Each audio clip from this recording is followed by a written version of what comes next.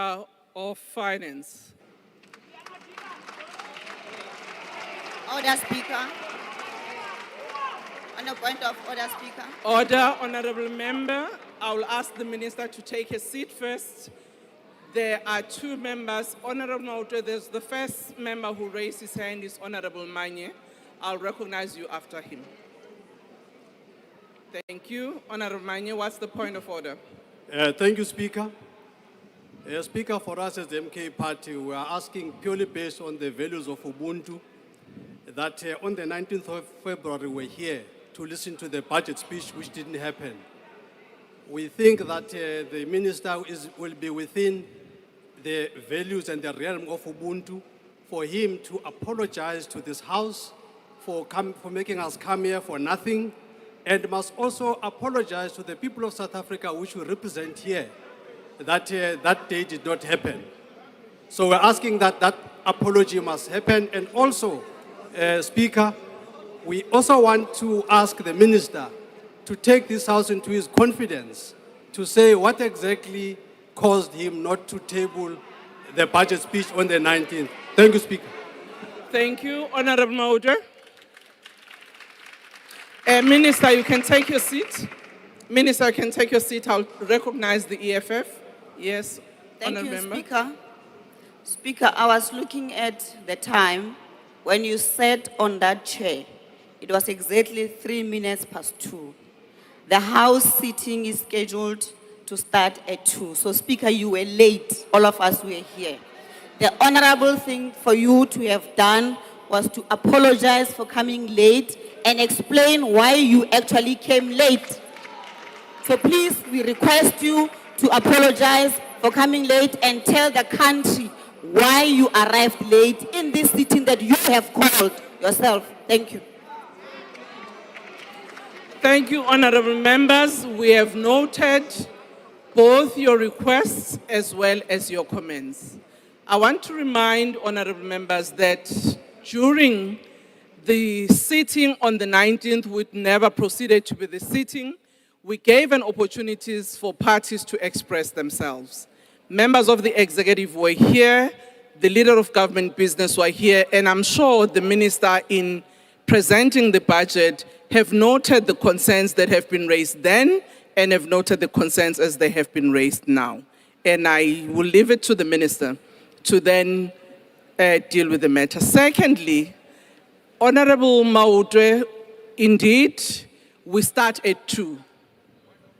Oh, yes, sir? Okay, can you allow me to assist the minister? Well, let's not do what we usually not do in this House. We have decorum, we respect one another, and we allow the speaker to do what she has to do. Indeed, we're supposed to start at 3. We started. Okay. On Wednesdays, we usually start at 3, but today, because of the presentation of the budget, we started 2. We do apologize because there were a bit of, people here on the aisle, which the Sergeant at Arms was trying to remove. I was here before 2 p.m. But we do apologize that we did not start exactly on the time as you requested. And all of us know that last time we had a not so kind dress rehearsal for a budget which will now be presented, but we are now asking the Minister of Finance.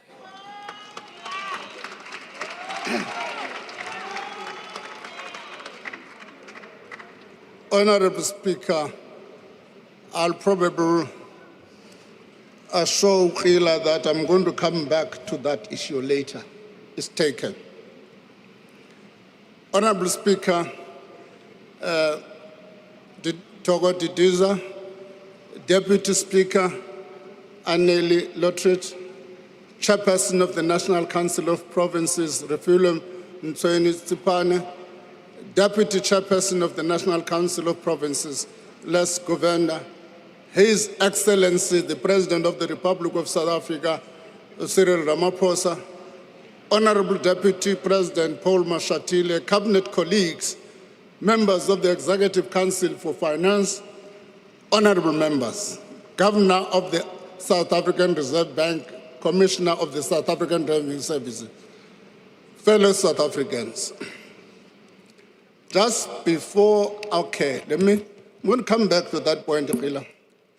I have the honor to table the following documents before this House. The 2025 Division of Revenue Bill, the 2025 Appropriation Bill, the 2025 ESCOM Debt Relief Amendment Bill, the 2025 Public Sector Pension and Related Payments Bill, the 2025 Revenue Laws Amendment Bill, the 2025 Estimate of National Expenditure, the 2025 Budget Review, and this 2025 Budget Speech. Just on a lighter note, Madam Speaker, let me first, before going on that lighter note, take the point raised by Honorable Manyi. And indeed, it was an inconvenience for this Parliament and the people of South Africa. And indeed, we owe this Parliament an apology. And we owe the people of South Africa an apology. No doubt about that. We didn't like the postponement. But on a lighter note, I saw on social media something that said this budget is postponed until my favorite club wins. That is Kaizer Chiefs.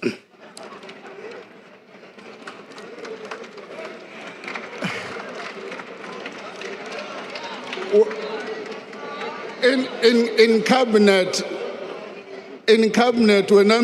when I made this point, Dr. Ramkhopa wrote me a piece of note and said, "Yo, this budget will never be tabled." And Honorable Gigawa said, "Hey, these people are putting the country in crisis because this budget will never be tabled." Now, let me go back to the postponement, as I've apologized. Go back to the postponement and say the postponement of the tabling of the budget 3 weeks ago was a regrettable, but perhaps an understandable feature of multi-party governance. It is also a sign of some of the difficulties associated with a multi-party democracy. But what is positive is that the delay has stimulated an unprecedented level of public debate about the difficult policy trade-offs we as a nation face. A vital debate about which policies to fund and how to fund them, about which priorities to pursue now and which ones we may need to delay in the context of unlimited resources. As much as the debate has been dominated by the proposed increase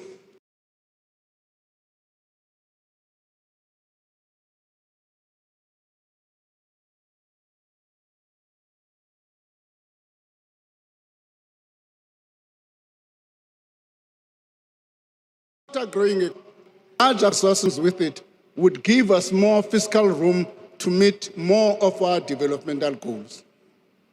But the truth is that our economy has stagnated for over a decade. In that time, GDP growth has averaged less than 2%, far below the level required to meet our expanding list of needs. In 2024, the economy grew by only 0.6%. Over the medium term, GDP growth is projected to average 1.8%. To meet our goals of redistribution, redress, and structural transformation, the economy needs to grow much faster and in an inclusive manner. This is the central objective of the current administration. Today's budget proposes a bold and pragmatic approach to achieve this formidable task. It calls for macroeconomic stability supported by sound fiscal policy, for the deepening of structural reforms to remove the obstacles to growth, and job creation, and for scaling up infrastructure to unlock the productive capacity of the economy while building a capable state that supports all these efforts. The budget remains committed to a balanced fiscal strategy. As projected in the 2024 medium-term budget policy statement, a budget primary surplus of 0.5% of GDP will be achieved in the 2025, and this will grow to 0.9% in 25-26. Government debt will stabilize at 76.2% of GDP in 25-26, while the consolidated budget deficit also narrows to 3.5% by 27-28. Madam Speaker, as debt stabilizes, a growing surplus will enable the government to reduce debt service cost as a proportion of revenue.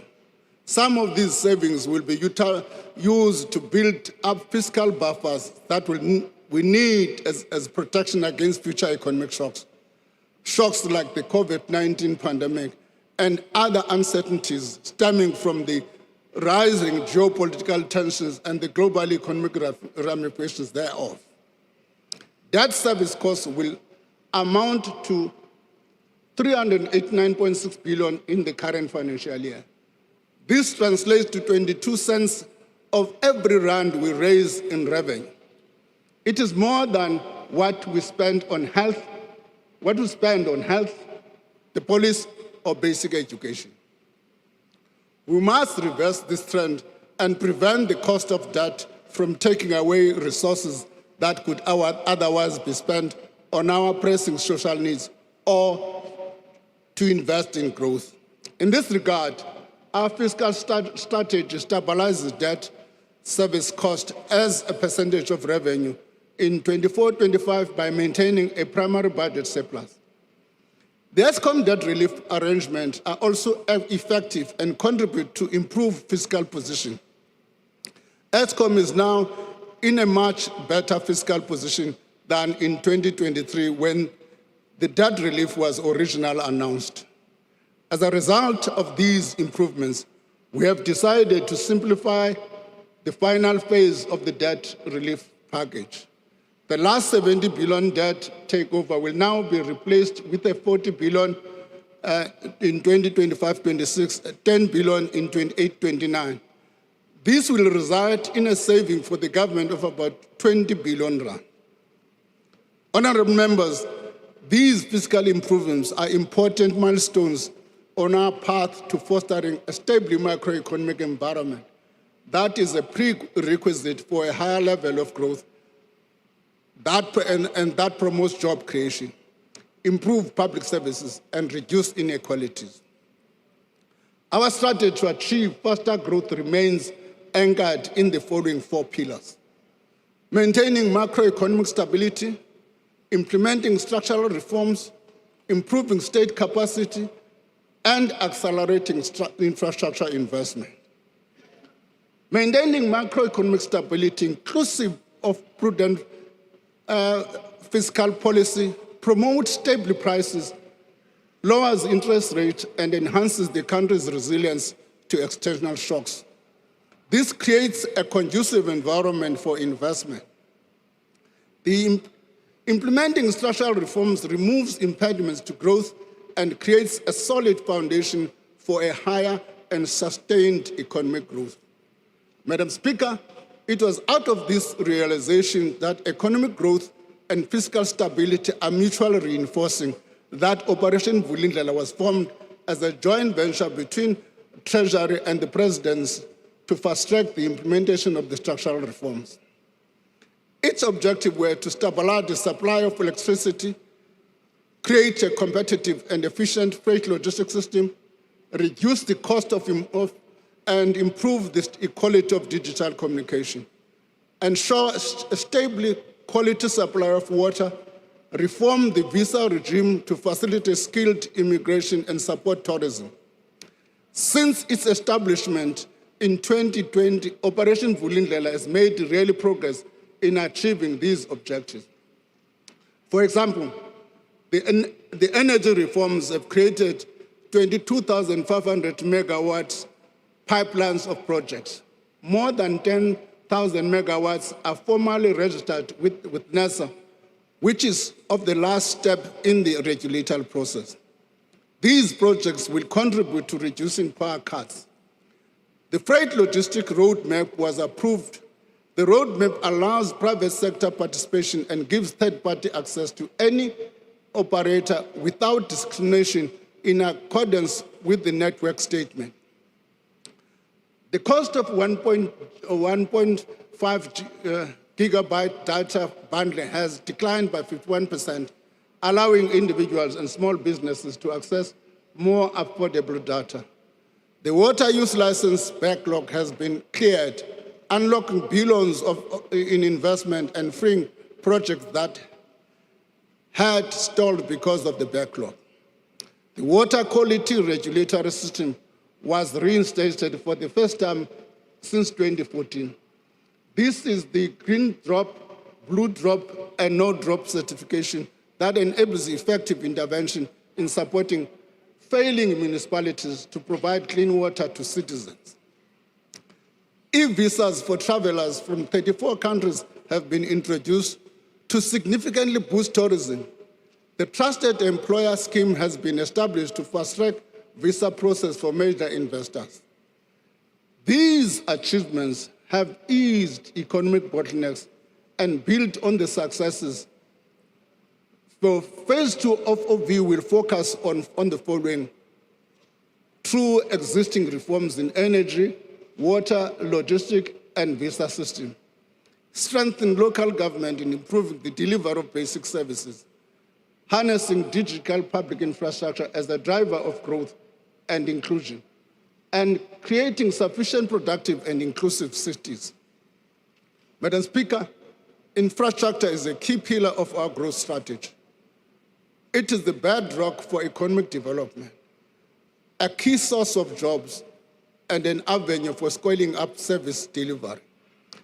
This budget reflects that understanding. Allocation towards capital payments are the fastest growing area of spending by economic classification.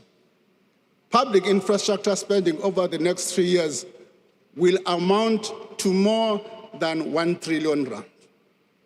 The spending will focus on 3 sectors: 402 billion rand for transport and logistics, 219 billion for energy infrastructure, 156 billion rand for water and sanitation.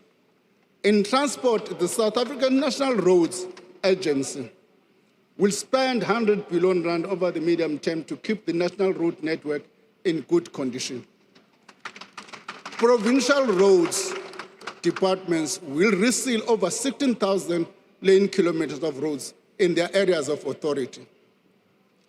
Passenger Rail Agency of South Africa is making steady progress to rebuild the infrastructure to provide affordable commuter rail services. To sustain this progress, we have provisionally allocated an additional 19.2 billion over the medium term for critical signaling. This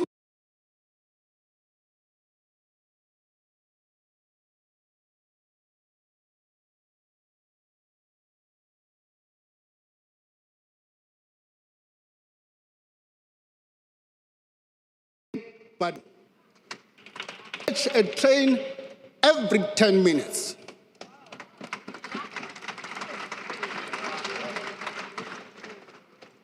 To get to and from work, and significantly reduce the money that lower income households spend on transport. Let me pause and show an example. Let me pause. The World Bank has produced a report. People tend to be selective when they read the right report. They don't read what they don't like. What that report says is that rand for rand, if we had to compare a worker from South Korea and a worker from South Africa, rand for rand, the South African worker gets lesser disposable income than the South Korea. The explanation is cost of transport. In South Africa, that cost of transport is affected by two things: the spatial dimension, and secondly, the cost of transport. And this investment critical deals with that challenge for poor communities in our areas. I don't know, when somebody said it's not, this budget is not pro-poor, what do you mean? This allocation will also allow PRASA to maximum the potential of the 241 new trains delivered through the rolling stock renewal program. Despite the progress made, PRASA procurement system needs strengthening. The management of the unit of the entity has already instituted measures to strengthen their procurement weaknesses. This includes getting support from the National Treasury to build capacity and mitigate risks, and undertaking live audits for larger procurement projects. In the water sector, we're investing in several large-scale dam projects that are ramping up or entering construction. The Mkomazi project is expected to commence construction in November 2027, transferring water into the Mngeni water supply system. This will increase the total capacity of the system to 5 million households in eThekwini and 4 district municipalities in KwaZulu-Natal. The Bergville augmentation scheme is expected to start in July 2026. The project will improve the Western Cape's water supply system, improving regional water security while reliably supplying domestic, agricultural, and industrial water users. To further accelerate infrastructure delivery and effectiveness, we are continuing reforms to facilitate greater private sector participation, capital budget reform, and alternative infrastructure financing. The new regulations for public-private partnerships have been finalized and will take effect on the 1st of June 2025. The regulation reduces procedural complexity of undertaking PPPs, create capacity to support and manage PPPs, create clear rules for managing unsolicited bids, and strengthen fiscal risk governance. The regulation also makes provision for national department to establish sector-specific PPP units. These units will drive private sector participation, creating opportunity to optimize the balance sheets of financial distressed state-owned companies. The Department of Transport and Transnet will engage the market on PSP projects in the following areas: the iron ore, chrome, coal, and manganese lines, expansion and automation of the ferrochrome and magnetite terminal at the port of Richards Bay, the container and automotive sectors, including the potential designation of the South African container port system as a regional transshipment hub for major shipping lines, and establishment of independent rolling stock leasing company. Should Transnet require gap funding for its PSP project, the budget facility for infrastructure will consider these after proper packaging and financial structuring.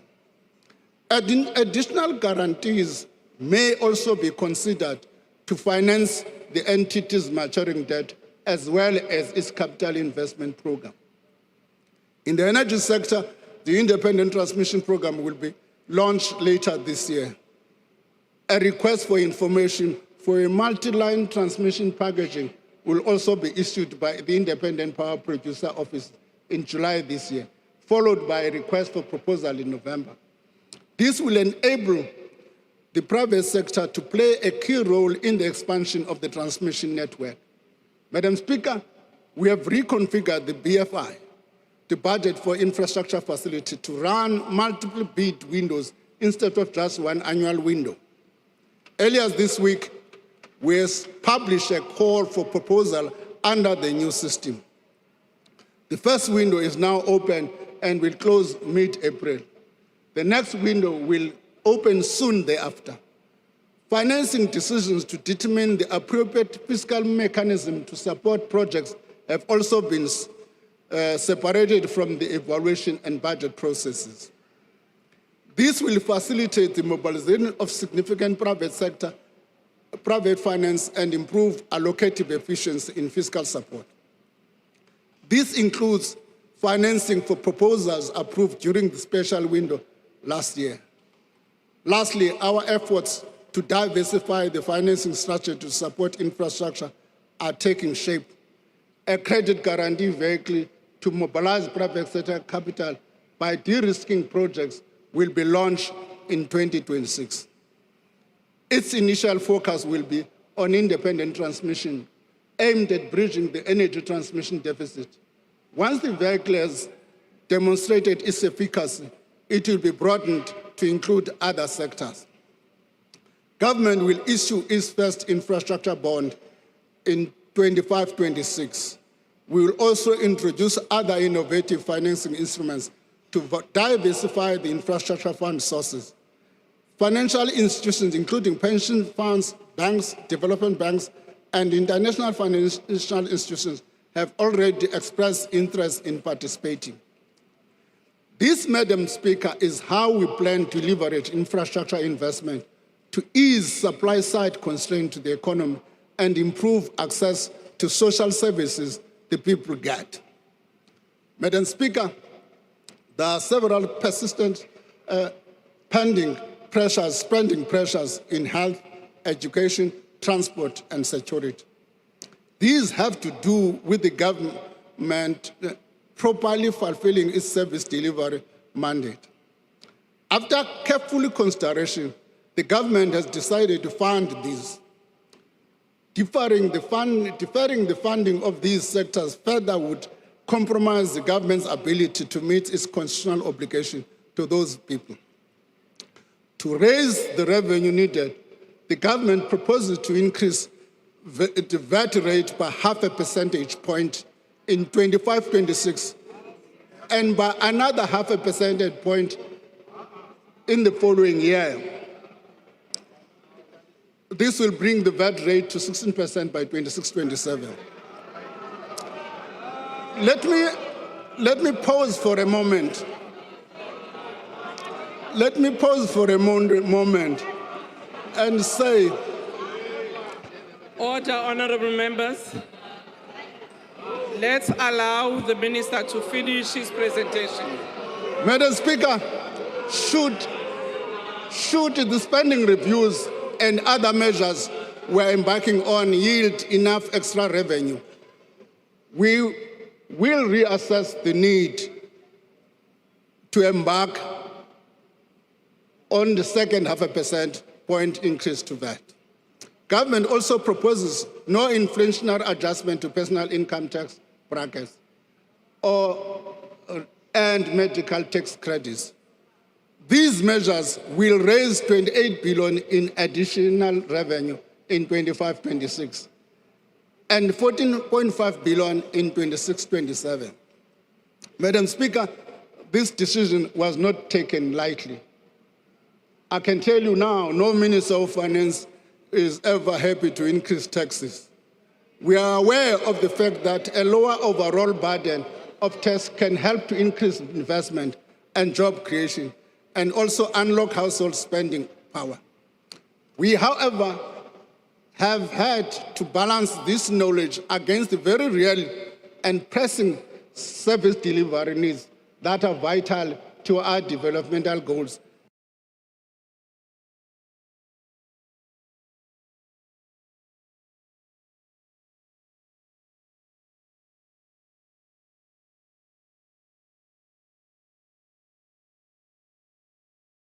Increasing personal income taxes. Increasing the corporate and personal income taxes would generate less revenue while potentially harming investment, job creation, and economic growth. Corporate tax collections have declined over the last few years, an indication of falling profits and a trading environment worsened by the logistic constraint and rising electricity cost. Furthermore, South Africa's corporate income tax collections are already higher than most of our peer countries. On the other hand, an increase to the personal income tax rate would reduce taxpayers' incentive to work and save. Our top personal income tax rate and our personal income tax collection as a percentage of GDP are far higher than those of the most developing countries. Increasing it is therefore not feasible. Taking on additional debt to meet the spending pressures was also not feasible. The amount is simply too large. The cost of borrowing would be unaffordable.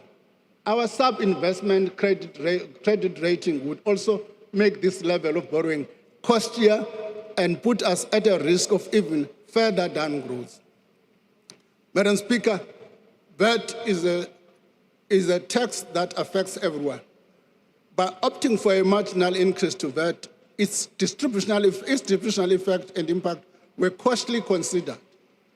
The increase is also the most effective way to avoid further spending cuts and to enable us to extend the social wage. The government is very aware of the cost of living pressures faced by households, including higher food and fuel prices and rising electricity and transport costs.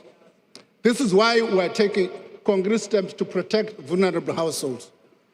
This is done through providing social grant increases that are above the inflation, expanding the basket of zero-rated items to include vegetables, dairy liquid, blends, meats and poultry products. We are also not increasing the fuel levy for another year, saving consumers around 4 billion. Madam Speaker, broadening the tax base and improving the administrative efficiency of the South African Revenue Service allow us over time to spread the tax burden more evenly and equitably.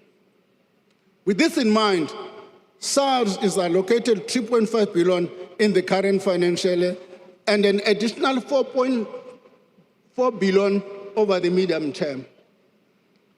That takes the total SARS allocation to 7.5 billion over the medium term. By the end of February this year, SARS reported a significant increase in anticipated debt. This means billions of rand are owed to the state. The revenue collector has also detected 156,000 taxpayers who are not registered and who have not filed despite their substantial economic activity. We therefore call on all South Africans to comply with the law and support SARS in its endeavor to collect the revenue that enables government to fund and provide critical services. I also want to emphasize the importance of tax compliance. I thank all compliant taxpayers who pay their fair share of taxes. I also encourage those that are not compliant to do the right thing. The rewards of higher tax compliance and efficiency take time. Once again, the investment we make today in SARS will allow us to collect at the time to make improvements. Madam Speaker, the revenue proposed through the tax measures announced in this budget will contribute largely to us providing 232.6 billion in additional funding to key programs over the medium term. This amounts to 102 billion in 25-26, 68 billion in 26-27, 62 billion in 27-28. The funding is for spending pressures for infrastructure investment, social protection, a higher than anticipated public service wage bill, a provisional allocation for critical frontline services. Honourable members, in the last year alone, public sector health system lost close to 9,000 health workers. We did not have enough money to retain or replace them, even after reprioritizing funds budgeted for consumables and medicine. Accruals in this sector, which is the money owed by department to vendors for service already provided, also ballooned to 22 million. Let me just dramatize this thing. How it works is that in a Department of Health in a province, they you provide services. The Department of Health does not have money to pay you now. They are going to wait for April. In April, they pay you with the new money for the previous year. The second year, in 25-26, they don't have money to pay for the new ones. So it can't be allowed to go on like that. It can't be allowed to go like that. Will be any responsible government if we allow such things to happen. And as a result, therefore, our health services are becoming dysfunctional. This means that the money allocated to departments ends up paying for previous year services and goods rather than for the current needs, setting off a vicious cycle of budget shortfalls, unpaid invoices, and a crisis in cash flow and the planning and the predictability of budgets. This is an untenable situation that we could not leave unresolved. As a result, consolidated spending, which exclude interest payment, increases from 2.4 trillion in 24-25 to 2.83 trillion in 27-28. Provinces will receive 2.4 trillion over the medium-term period. This budget includes allocation to support critical provincial functions related to health and education. We trust that the allocation will be used for their intended purposes. I must repeat, because these funds that are allocated to provinces go through what is called an equitable share. Once they become part of the equitable share, the decision to divide that money and allocate becomes a provincial one. And the provincial government is at liberty to use it in any manner it decides. And the final product is the loss of capacity in health services. The local government equitable share will increase from 99.5 billion in 24-25 to 115.7 billion in 27-28. This is to fund increases in the cost of bulk water and electricity costs provided for free to needy households. In 25-26, 83% of the local government equipment share provides free basic services package for R610 per month to 11.2 million poor households. Honorable members, this package of free municipality services continues to be a key tool for reducing poverty and inequality, raising living standards and facilitating access to a greater economic opportunity. Madam Speaker, a 3-year wage agreement has been reached, although the agreement exceeds the 2024 budget. In the medium-term budget policy statement projections, its duration reduces uncertainty in the budget planning. This agreement will cost an additional 7.3 billion in 25-26, 7.8 in 26-27, and 8.2 billion in 27-28. These are the companies that are outside matching for me. An amount of 11 billion rand provisionally allocated for the next 2 fiscal years for the early retirement initiative, whose intention is to attract younger employees into the public service. Preliminary savings are expected to average 7.1 billion per year over the medium term, long term.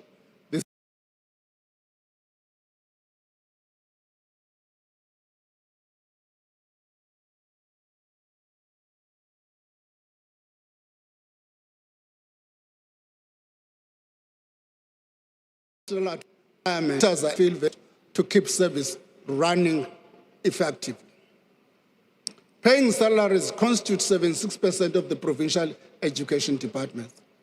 This means that only 24 rand out of every 100 rand of their budget is left for funding school infrastructure, meals for learners from poor backgrounds, and stationery and textbook, among other things.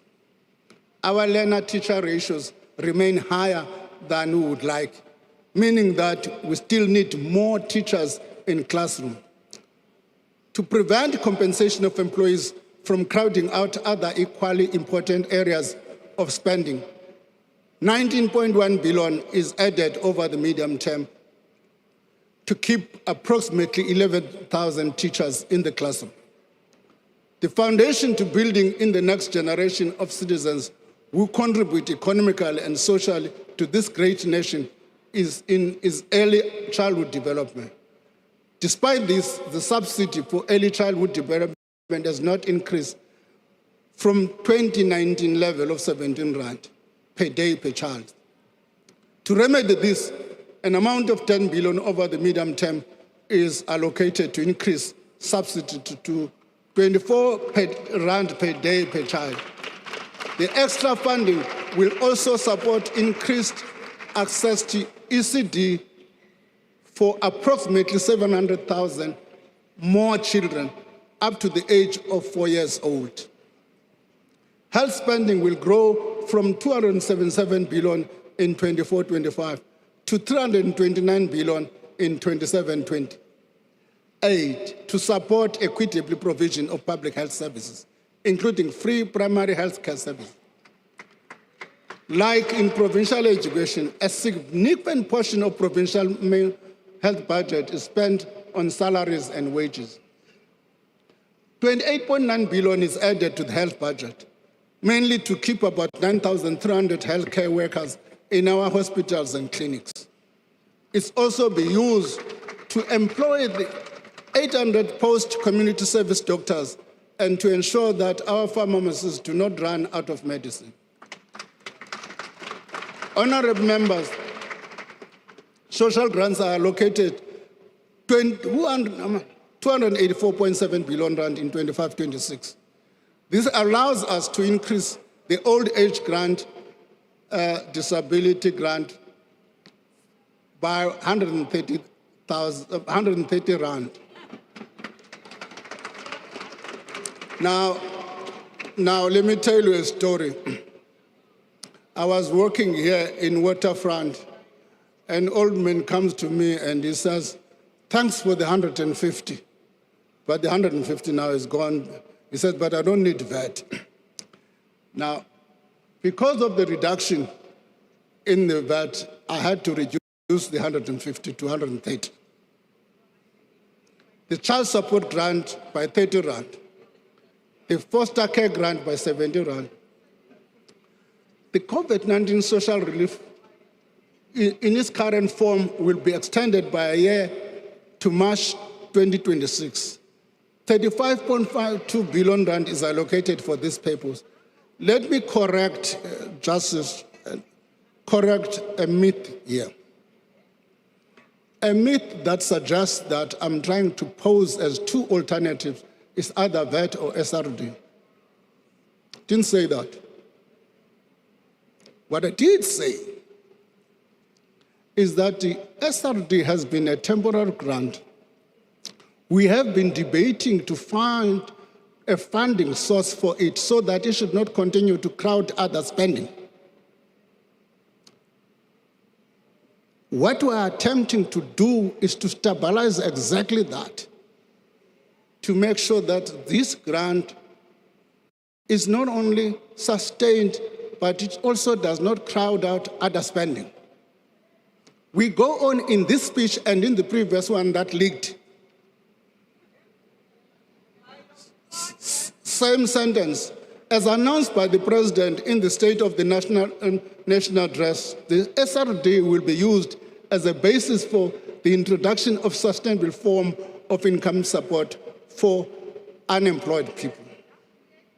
The future form and nature of the SRD will be informed by the outcome of the review of the active labor market policy programs. This is expected to be completed by September 2025. Madam Speaker, nearly 28 million beneficiaries will access social grants. The truth is that it is one of the most comprehensive social safety nets among emerging economies.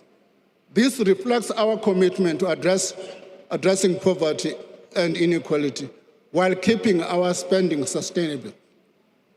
In this budget, we have also made a provision to replenish the funding for our security functions and peacekeeping commitments. 9.4 billion is allocated to fund the Defence Force and correctional services. Over the medium term, 5 billion has been allocated to the Department of Defense to support South Africa's participation in the SADC mission in the Democratic Republic of Congo and to supplement existing peacekeeping activities. We will continue working with the Department of Defense on ways to change the composition of expenditure to modernize the defense force moving forward. Madam Speaker, combating financial crimes and corruption is essential to protecting the integrity of our economy and the institutions that foster stability and social well-being. Funds are allocated for enhancing the financial forensic and accounting capabilities in our law enforcement institutions, further strengthening our ability to detect and prosecute complex economic crimes. These efforts address recommendations from the Financial Action Task Force and the State Capital Commission, ensuring that we continue to fight money laundering and the financing of terrorism with urgency and precision. There are remaining issues that require work during the year, which may require funding later in the year. These include infrastructure projects in the BFI, the rolling stock fleet renewal program, accommodating population changes that impact on provincial equitable share, in particular the 3 provinces, strengthening capability in the Office of the Chief Justice, Statistics South Africa and the South African Revenue Service were already attending to it. An issue which has been raised is also the issue of political funding and infrastructure provision for real houses. Madam Speaker, our ability to deliver public service depends on having a competent, capable, and ethical state. Delivering a reliable and sustainable core services is a priority for this government. Our focus must remain on more effective and efficient service delivery and proper combination between personnel expenditure, operating costs, and the maintenance of physical facilities and assets, supported by professional and efficient administration. For over a decade, budgets have been trimmed across the board. While these measures have helped maintain fiscal discipline, they have often been implemented without a thorough interrogation of whether the funds we allocate truly support our national priorities. We must acknowledge that over time, budgets tend to grow incrementally, often carrying forward historical allocations without necessarily reflecting the evolving needs of our country. This approach has led to inefficiencies, misalignment, duplication, and in some cases, the continued funding of programs that do not yield the intended impact. We recognize the urgent need to address this. We are not deaf to the public concerns about wasteful and inefficient expenditure. We know that we must earn the taxpayers' trust every day by spending public money with care and ensuring that every rand collected is spent on its intended purpose. Since 2013, as part of the ongoing evaluation of the operation of government, national treasurers and provincial treasurers have undertaken 240 spending reviews. These reviews range from a number of things such as officer accommodation, fleet management, and so on. However, we have agreed, out of a long discussion with colleagues in government, including the President, that we need to focus on this area of spending reviews. And as such, change the institutional arrangements that we have and locate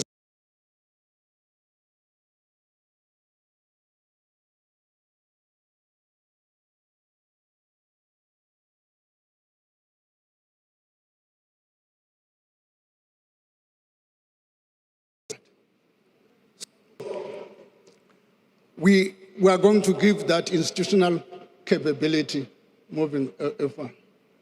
The consolidated recommendations of these reviews and other things, including this, as I've indicated, the President has also undertaken to do this, to take this work together with National Treasury. Thank you for this commitment, Mr. President.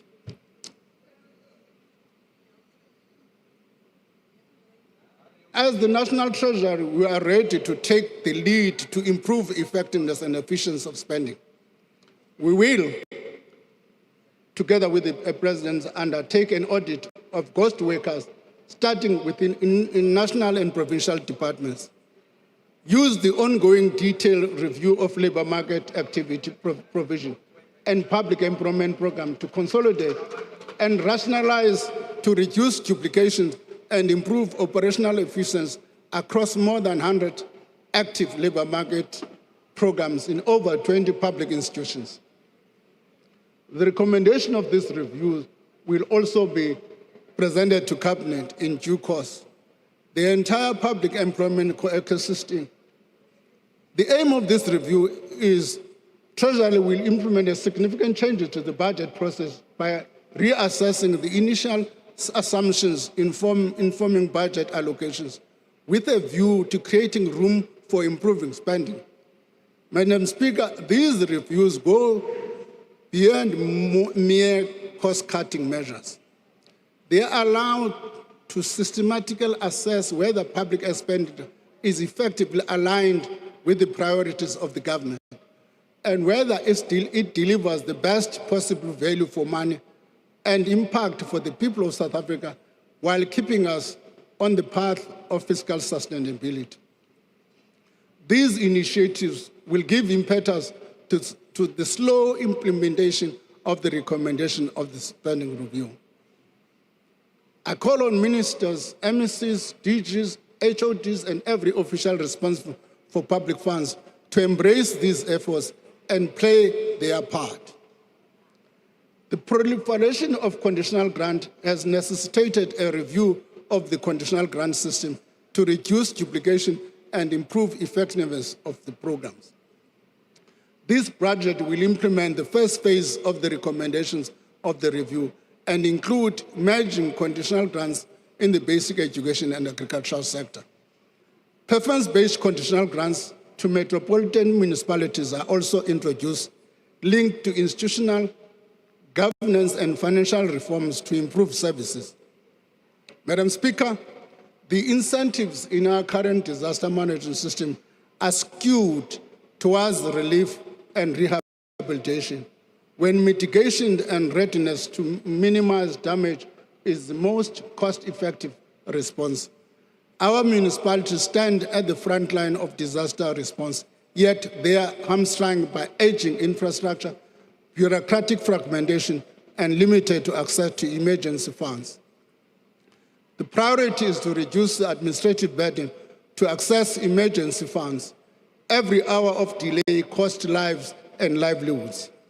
Continuous improvements are made to the grant system to incentivize municipalities to access a variety of funding instruments for disasters. These include their own budget, the contingency reserve, conditional grant funding, and insurance. The budget allocates 1.7 billion to respond to future disaster over the medium term, while 4 billion is provisionally allocated to address backlogs recovery efforts for provinces and municipalities. The decline in municipality services is evident across cities. Towns and rural villages highlights the systematic challenges faced by this varying group of municipalities. As outlined by the President in his State of the Nation address, phase 2 of Operation Vulindlela, the institutional structure of local government will be reviewed through the updating of the white paper of local government. In line with the Constitution, the principle of funds follow functions. The review of local government fiscal framework will examine how to appropriately finance local government relative to their functions and their form. Reforms to the revenue-generating service of local government, namely water and sanitation and electricity and refuse removal, are underway. So the 8 metropolitan municipalities have met the minimum requirement for participation in the Financial Performance Incentive Grant, the Urban Development Financing Grant. Further allocations in the grant are dependent on municipalities meeting specific targets related sets out in their performance improvement action plans. For 25-26, this includes critical institutional governance and management changes to creating an enabling environment for local term investment infrastructure. By ring-fencing the revenues from these services and running operating surpluses, these business units can generate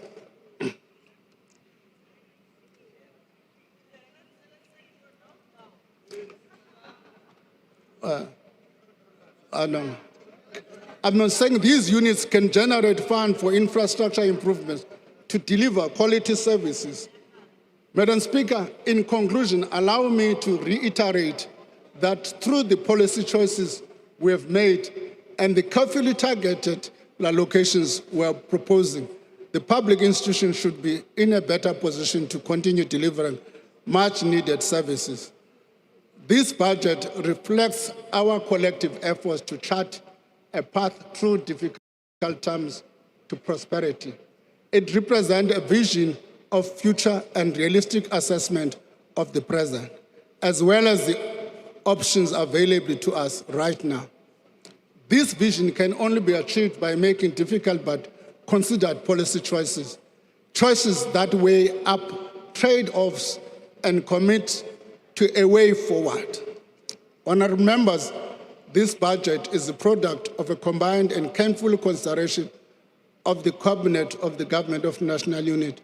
Despite some minor disagreements, I must confess, that has done the difficult and necessary work of assessing the alternatives open to us at the current conjuncture in our growth journey. Honourable members, this budget is also a proposal to you as Parliament that has been democratically elected to represent the aspirations and interests of South Africans by confronting the difficult choices needed to move our country forward.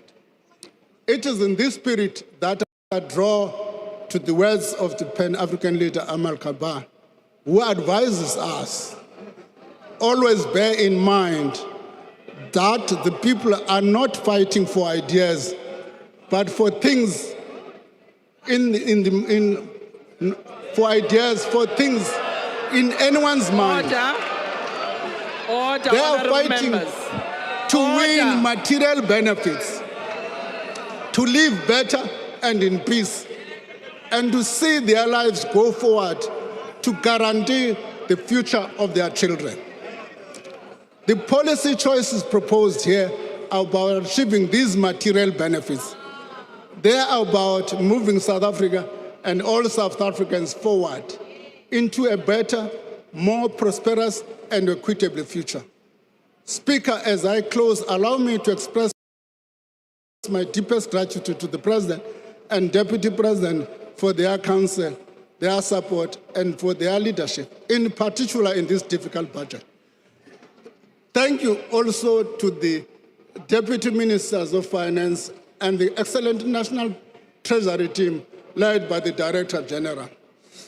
Thank you to the Commissioner for the South African Revenue Services and the Governor of the South African Reserve Bank for their astute stewardship of these two key institutions. Thank you to my Cabinet colleagues, the Ministers' Committee in the Budget, and the Budget Council, who share the heavy load of the tough decisions that must make to maintain this sustainability of our public finances. To the Parliamentary Standing Committees of Finance, Appropriation and Public Account, I express my sincere appreciation. And of course, out of this threat, without the support of my wife and my family, it would not have been as easy as, it would have been as difficult as. It was through the support from Mom Chawe that I've been able to withstand all this challenge.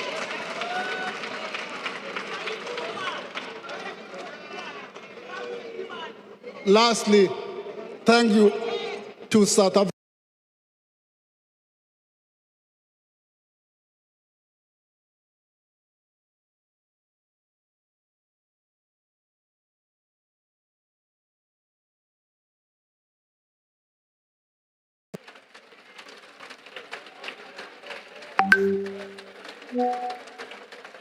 Thank you.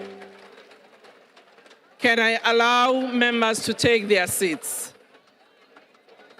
Honorable members, order. We have now heard the minister tabling the executive statement, which is a budget. It is tabled here in the House.